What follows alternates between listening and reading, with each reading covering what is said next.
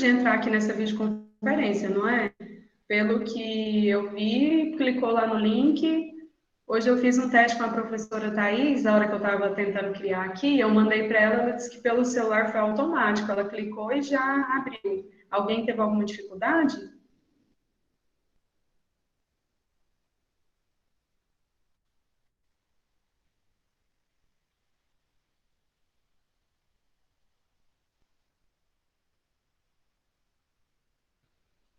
Até porque se eu conseguir fazer, é uma coisa fácil, né? Porque eu não sou nada tecnológica. E foi bem tranquilo. O Rodrigo fez os cadastros para a gente no Hangout Meet e eu já entrei automaticamente. Então vamos começar? O pessoal está entrando agora.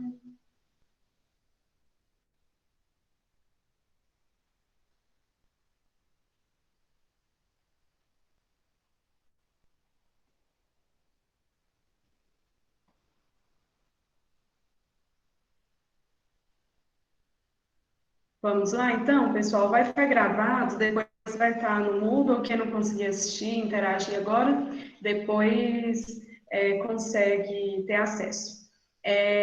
Primeiramente, eu gostaria de ter o feedback de vocês, se vocês estão recebendo materiais de todos os professores, se está tudo tranquilo. Peço que vocês talvez nem se manifestem agora, mas se tiver tendo alguma queixa, né, e se eu estou falando no papel de coordenadora, o professor não está atualizando, alguma coisa nesse sentido, vocês vão me reportando. Pode ser por e-mail, WhatsApp, Instagram, respondo vocês onde vocês me encontrarem, tá? Para que a gente possa ter o menos prejuízo possível dentro desse momento, né?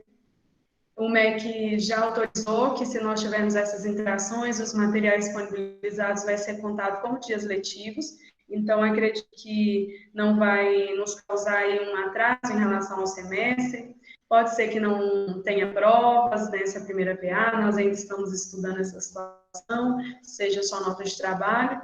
Então, é importante que vocês estejam sempre aí no portal, participando dos horários de aula, se não consegue no horário de aula, entra depois, para que, né, nós não tenhamos prejuízo e que vocês mantenham o ritmo de estudo de vocês, certo? Aconselho vocês a abrirem aí o caderno, o Código Civil, quem tiver habilidade, para vocês anotarem, tá?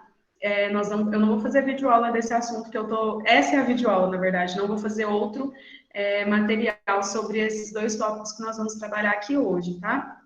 Eu pretendo amanhã, se eu conseguir encontrar aqui em Uruaçu, vou colocar um quadro branco aqui atrás, assim, que aí dá pra gente interagir melhor. Hoje eu não achei, vou ver se eu vou em outra papelaria, tá bom? Mas vamos lá, então. Como na última aula nós estávamos tratando, né, sobre o processo de habilitação do casamento e sobre a forma de realizar aqueles preparos iniciais do casamento.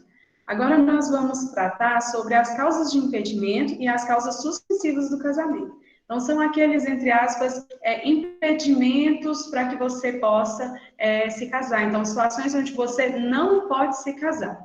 Quando nós falamos em impedimento, pessoal, é que é impedido mesmo, que você não pode se casar. E se casar, o casamento vai ser nulo. As causas suspensivas, elas não impedem o casamento, elas vão gerar uma sanção, né? Que a pessoa vai ter que casar para um determinado regime de bem, e então vai ter uma sanção econômica que a doutrina fala. O primeiro tópico que nós vamos trabalhar são as causas de impedimentos. Anotem aí no caderno de vocês, espero que estejam anotando, hein? Eu não estou vendo, mas Deus está vendo. Causas de impedimentos. Artigo 1521 e 1522. Artigo 1521 e 1522. Notaram? Nós vamos ver que essas causas de impedimento, pessoal, elas são de previsão taxativa. Vocês já sabem o que é algo que é previsto de modo taxativo, ou seja, não existem outras situações, são essas que estão previstas no 1521 e pronto, tá? Não há possibilidade de ter uma categoria diversa de impedimentos, são apenas essas que estão previstas em lei. A doutrina, ela traz como justificativa da existência dessas causas de impedimento, que é uma proteção da sociedade, uma proteção contra anomalias. O que seriam essas anomalias? Nós vamos ver dentro das causas de impedimento que é impedimento de se casar quando há uma proximidade familiar, por exemplo, quando a pessoa já está casada de modo anterior. Então, para evitar anomalias tanto sociais, né, como nós vimos o impedimento do ex-genro se casar com a sogra, por exemplo, para não gerar essas anomalias sociais, e até mesmo anomalias biológicas, pais casarem com filhas, né, irmãos entre irmãos, porque isso tem-se um agravamento nas questões aí da criança poder nascer com problema, né, e coisas nesse sentido. Então, a justificativa, se vocês quiserem anotar aí, né, justificativa doutrinária para a existência dos impedimentos é evitar anomalias biológicas e sociais. Então, a justificativa dos impedimentos é evitar anomalias biológicas e sociais, certo? Gente, eu estou lendo os chats aqui, se vocês tiverem alguma dúvida, podem ir me interrompendo aí, que eu paro e retomo o que vocês não entenderam, tá bom? Nós vamos ver que, como eu disse para vocês, se a pessoa não respeitar esses incisos do 1521, elas estarão incorrendo em nulidade desse casamento que foi realizado. Camila, você pediu para eu retomar o tema, eu vou fazer uma recapitulação breve aqui. Nós estamos tratando, Camila, das causas de impedimentos do casamento. Então, causas que você não pode casar. E se você casar, você terá como sanção a nulidade. Então, o casamento será considerado nulo. A previsão está no artigo 1521 e também fala no 1522 sobre o assunto. Eu disse que a doutrina traz como justificativa para a existência desse rol taxativo, então é um rol taxativo do artigo de causas de impedimento, é a busca para se evitar anomalias biológicas e sociais. Anomalias biológicas seria parentes muito próximos que se casam, que a criança pode nascer com doença e coisas do tipo que vocês já conhecem. E essas anomalias sociais seria, por exemplo, a sogra com o ex-genro que se casa, o que vai dar aí uma proximidade de parentesco. Tudo bem?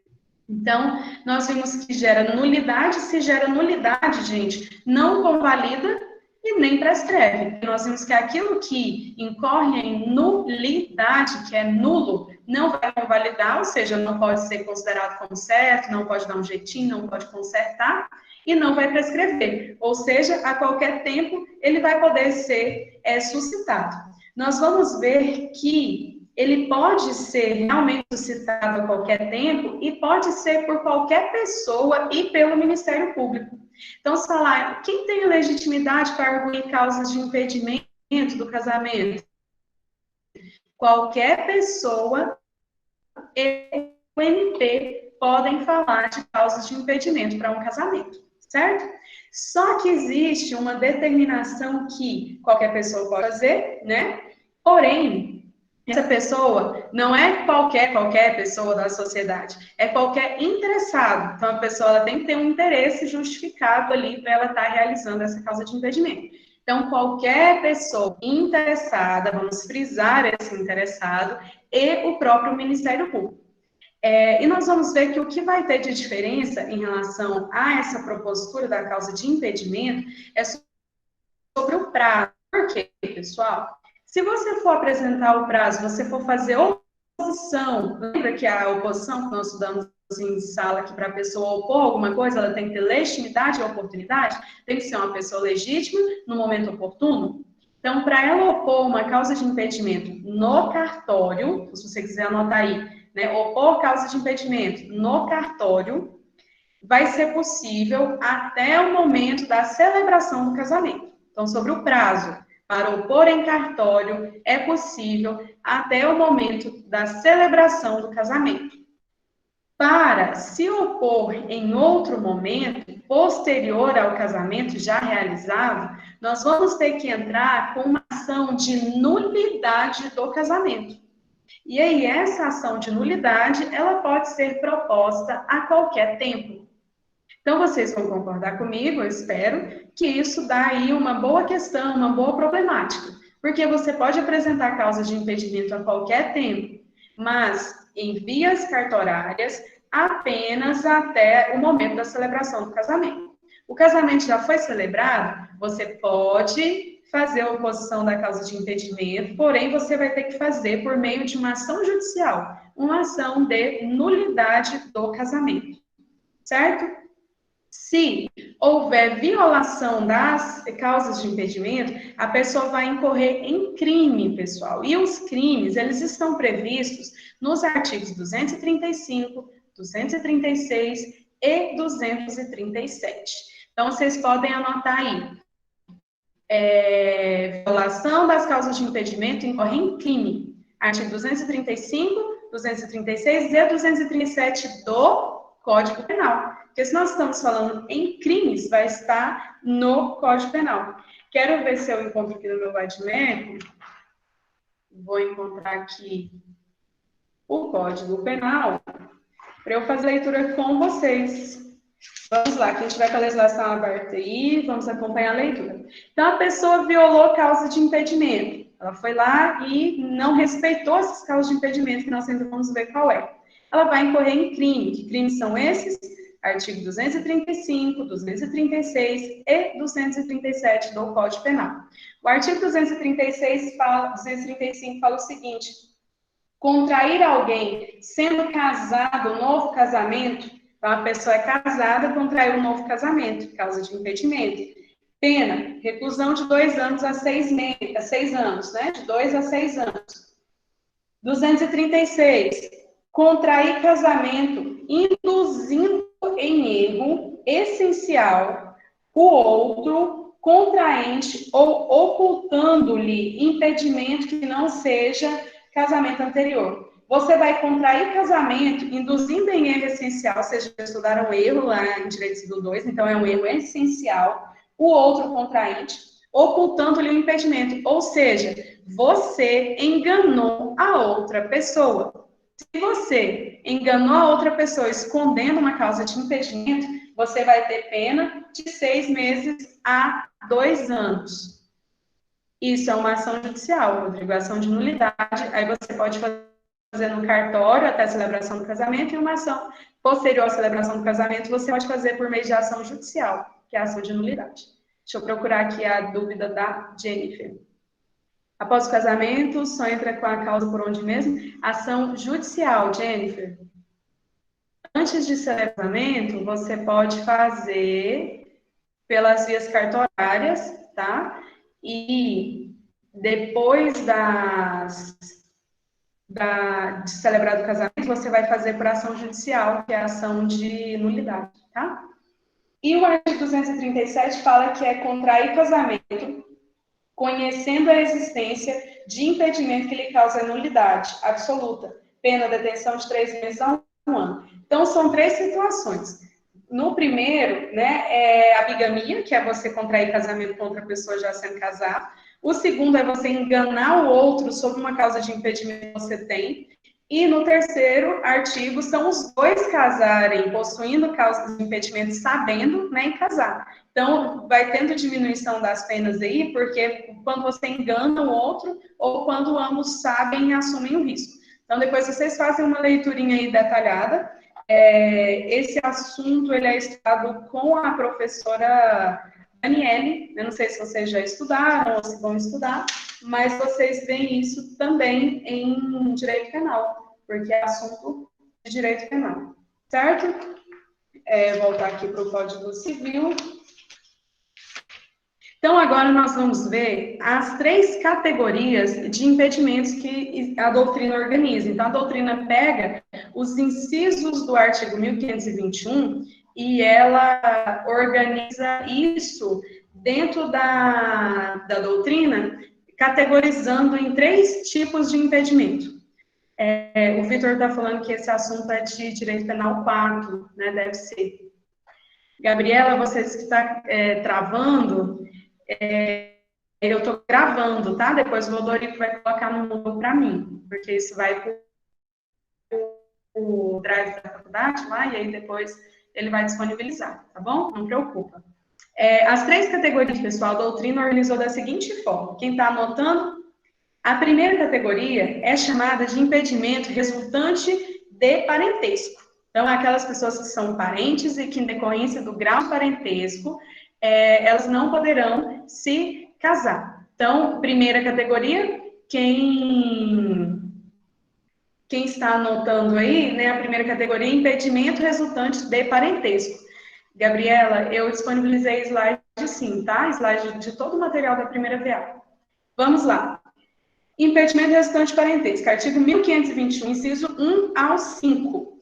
O inciso 1 ao 5 vai dizer o seguinte, inciso 1, ascendentes com descendente, seja o parentesco natural ou civil. Ascendente com descendente é quem? Os pais com os filhos, não é? Então, você não pode se casar nem com seus filhos, nem com seus pais, independente seja parentesco natural ou civil, ou seja, adoção, né, todas essas situações de paternidade e maternidade socioafetiva também é impedido de se casar. Inciso 2, os afins em linha reta. Afins em linha reta, gente, é o seu sogro e a sua sogra. Então, o seu sogro e a sua sogra são os seus afins, porque é parente por afinidade e é em linha reta, né? Você não pode se casar. 3, o adotante com quem foi cônjuge do adotado e o adotado com quem foi do adotante. Então, aquela pessoa que é adotada não pode se casar, né, com o cônjuge do seu adotante, e nem o seu adotante pode se casar com o cônjuge do adotado. É impedido. E impedimento por parentesco.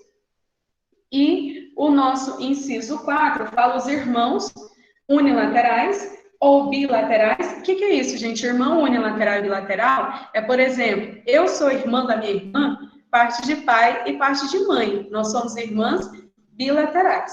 Se eu fosse irmã da minha irmã só, da mesma mãe, nós seríamos irmãs unilaterais. Então, bilaterais é quando é mesmo pai e mesma mãe, e unilaterais quando é só um irmão parte de pai ou só irmão parte de mãe, certo?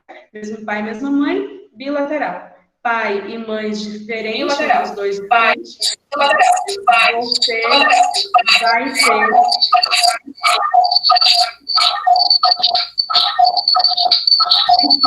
o microfone ligado. Aí, resolveu.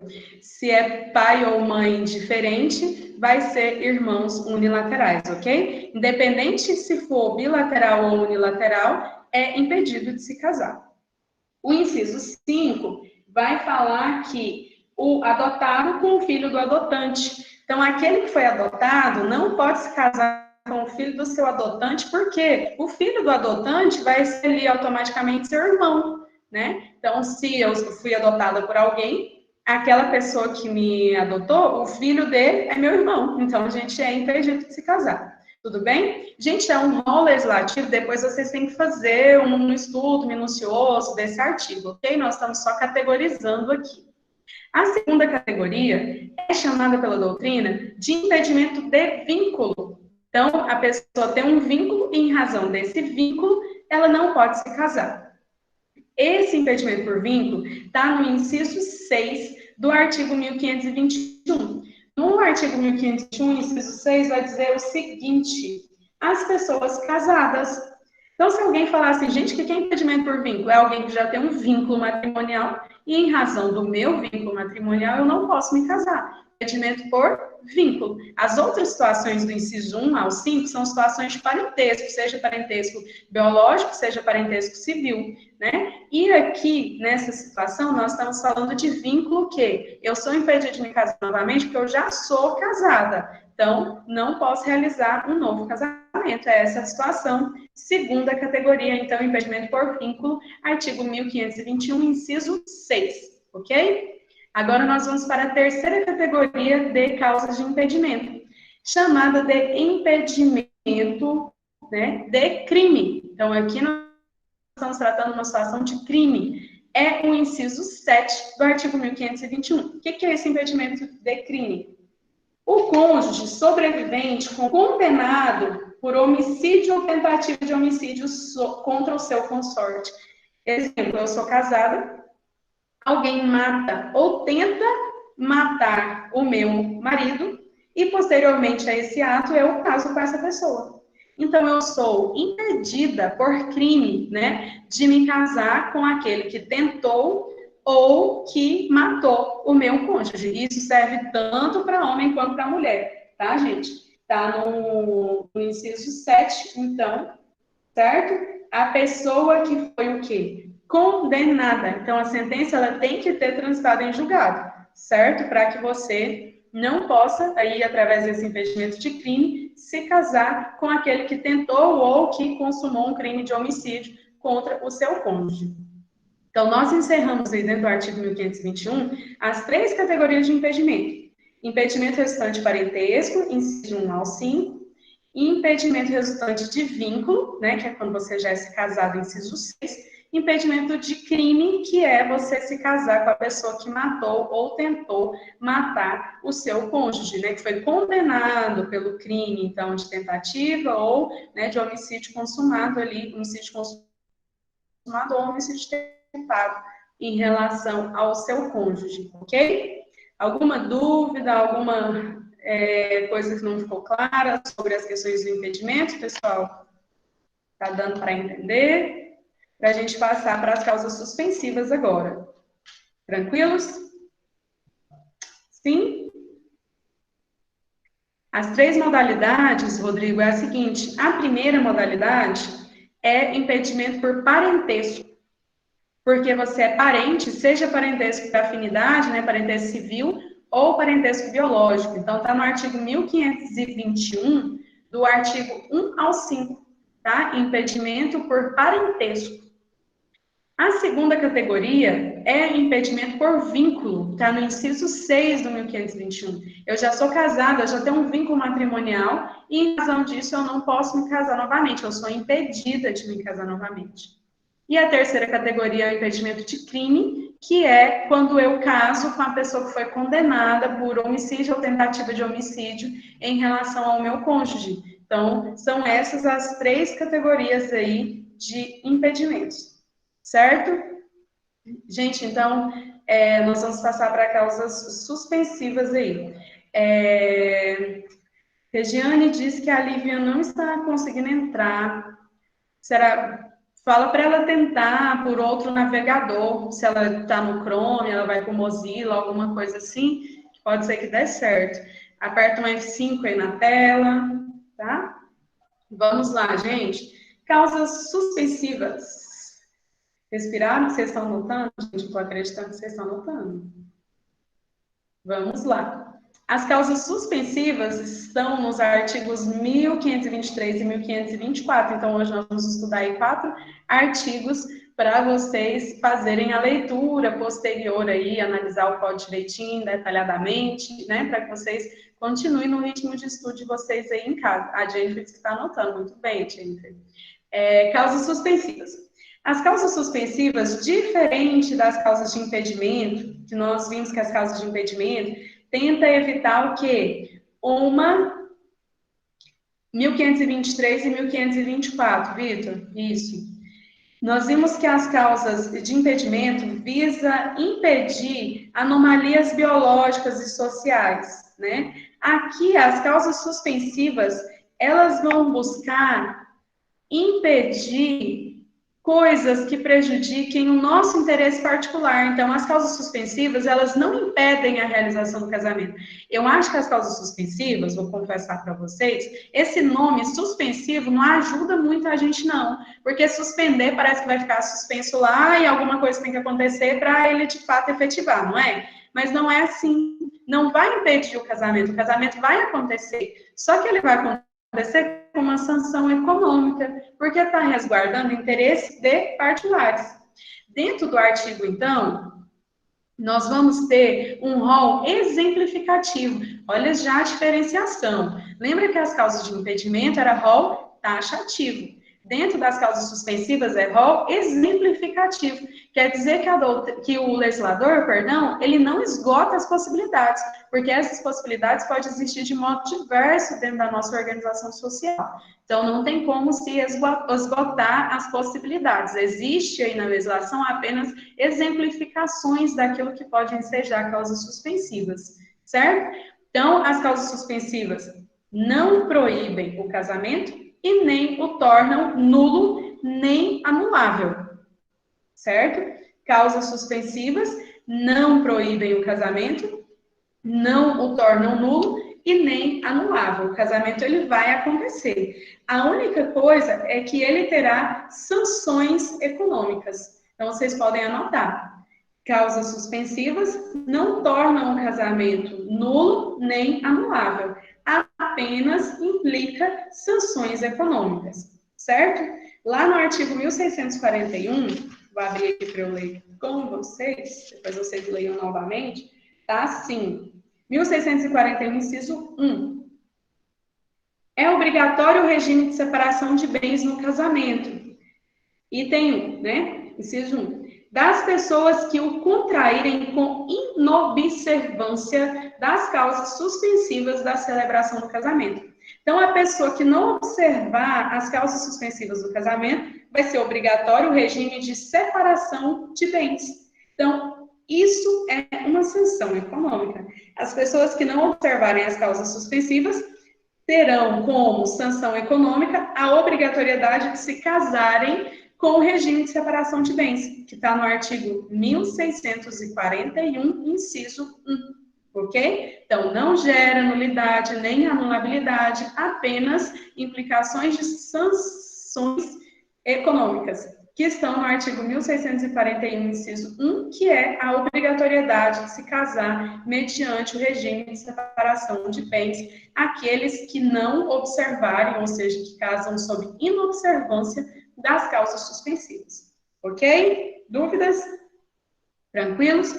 Então, vamos lá. O casamento, se ele não é considerado nulo nem anulável, a doutrina classifica que ele é considerado como irregular. Então, vocês podem colocar aí na frente, onde vocês colocaram que não é nulo nem anulável, pode colocar. É considerado apenas como irregular, né? Porque vai ter essas sanções econômicas aí, tendo a obrigatoriedade do regime da separação de bens. Depois vocês fazem a leitura da súmula 377, tá? Colocam aí, súmula 377. Tem dentro dos slides, tem a súmula para vocês fazerem a leitura, que trazem as implicações dessa obrigatoriedade do regime de separação de bens. Quem que pode arguir, quem pode falar das causas suspensivas? Pode arguir, pode falar, pode opor causas suspensivas os parentes em linha reta, tá? Quem é em linha reta aí? Os nossos ascendentes e os nossos descendentes. Então, pais, né? Avós, bisavós, filhos, netos, bisnetos, e pelos colaterais em segundo grau. Quem são os colaterais em segundo grau? Os colaterais em segundo grau são os nossos irmãos. Porque, pessoal, quem está na nossa lateralzinha aqui, ele não vai de mim para ele diretamente. Para eu ter irmãos, eu tenho que passar pelos meus pais, né? Então, se eu passo pelo meu pai e pela minha mãe para eu ter a minha irmã, automaticamente eu sou parente da minha irmã em segundo grau. Então, os laterais em segundo grau são os irmãos. Então, podem os nossos ascendentes, nossos descendentes e o nosso colateral em segundo grau podem falar de causas suspensivas do casamento, tá? Essa questão é justamente de proteger as pessoas por uma questão econômica, porque talvez esse sujeito, ele tinha um casamento anterior e nesse casamento ele apenas se separou de fato, né? E ele, um casamento, uma união estável, ele só se separou, não fez questões de partilha e tal. E se ele se casa novamente, ele está lesando a outra pessoa economicamente. Então é um resguardo, uma proteção econômica. Por isso que a gente fala que é interesse particular e que vai implicar sanções econômicas, ok?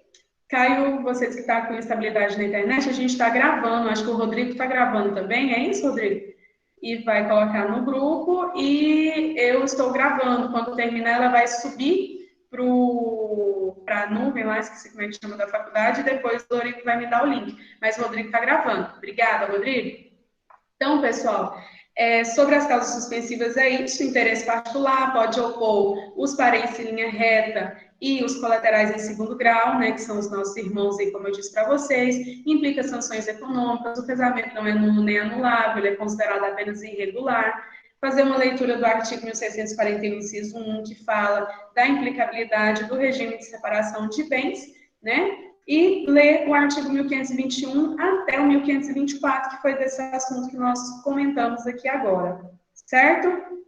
Alguém tem alguma dúvida, gente? Algum posicionamento, alguma coisa que vocês queiram falar comigo, aproveitar a oportunidade? Enquanto alguém se manifeste aí, se tiver alguma coisa para falar, quero dizer que eu coloquei os materiais todos lá, né, slide de 1 a 6, salvo engano, e que já tem uma videoaula do slide 5 ou 6. Dá uma olhada lá, tem uma videoaula que eu já tinha no meu canal no YouTube, e aí eu disponibilizei eles lá para você, né, o link lá para vocês já irem adiantando, e vocês podem estarem assistindo a videoaula que está lá no Moodle, o link está lá, para nós darmos continuidade no nosso estudo. Gabriela, você queria saber o que é inobservância. Inobservância é quando a pessoa não observa aquilo e ela não cumpre. Então, não observou as regrinhas sobre as questões das causas suspensivas, e aí ela vai ter uma sanção econômica. Alguém me pediu um exemplo? É exemplo de quê, gente?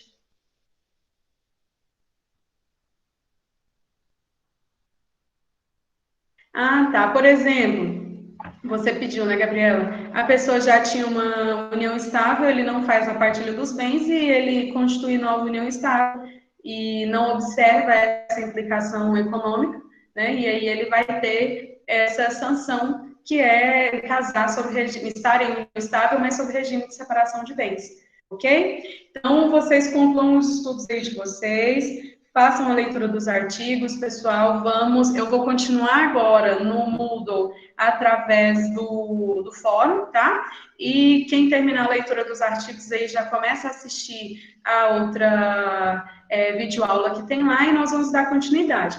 Na semana que vem, eu vou postar para vocês lá no Moodle uma lista de questões. Sabe aquelas questões de VUF, igual eu fazia de direito das obrigações, analisando os artigos? Eu fiz umas 2 listas daquelas que nós iríamos trabalhar em sala, eu vou postar, vocês tentam responder e nós vamos corrigindo aqui nessa interação, tá bom? Camila, para hoje, para ler os artigos 1521 a 1524. E aí, na próxima semana, nós vamos interagir aqui respondendo lista de questões.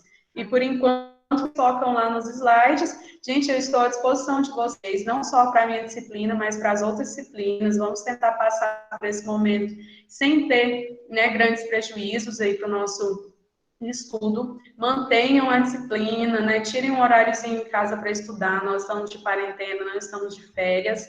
E é isso, nós seguimos aí trabalhando. Se cuidem, né, lavem as mãos, tomem bastante água para que ninguém fique doente e que a gente passe por isso, né, de maneira tranquila. Sobre as entregas dos trabalhos, Carlos, mesma data, eu só quero pedir um favor para vocês. A Carol é representante, né? Vocês mandarem tudo para a Carol organizar em um arquivo só, ou em um e-mail só, pode ser vários arquivos, e me mandar. Porque todas as mensagens que as pessoas mandam nos fóruns, no Moodle, chega no meu e-mail. E não só das minhas disciplinas, como eu estou cadastrada lá como coordenadora, chega de todas as disciplinas. Meu e-mail está um caos real, assim. Então, se me mandar em um e-mail só e me avisar, eu já entro e pego os arquivos para eu fazer a correção. Mas a resenha segue aí, deixa eu olhar aqui no meu caderninho. Data de entrega da resenha, dia 25, que é a nossa próxima aula, né? Então, nós vamos fazer a lista de exercícios, que eu falei que eu vou postar, valendo 5 pontos. Então, organizem para vocês estarem aqui para a gente interagir, né? E já essa pontuação. E a entrega da resenha, tá? Sobre o filme, para a Carol mandar para mim tudo por um e-mail só. Certo? Podemos encerrar, pessoal? Você escaneia a resenha, Vitor? Pode fazer digitado. Digitado, manda para a Carol, e aí a Carol me manda tudo no e-mail. Tá certo? É isso, gente. O meu Instagram tá aberto também. Quem não tem meu WhatsApp, pode pegar e mandar mensagem lá no Instagram. Eu abri. Eu estou fazendo umas interações lá, gente, umas análises assim transversais sobre essas questões do coronavírus e tal. Quem quiser participar lá tá bem legal. Os exercícios, Jennifer, nós vamos responder aqui coletivamente e aí vocês vão me enviar também. Aí a Carol vai fazer esse trabalho, que tem que dar nota, e pode ser que alguém não esteja aqui por questões de internet, problemas técnicos, e a pessoa faz e me manda, entendeu? Eu não posso pontuar. A questão da chamada, Vitor, que você falou, chamada não, mas o Odorico, ele consegue liberar a lista de acesso lá no Moodle, e nós vamos utilizar isso para atuar também, tá? Então, o pessoal que sumiu aí do Moodle, cuidado, porque a gente tem acesso a esse relatório de frequência e permanência dentro do Moodle. Então, tem que entrar e ficar lá um pouquinho.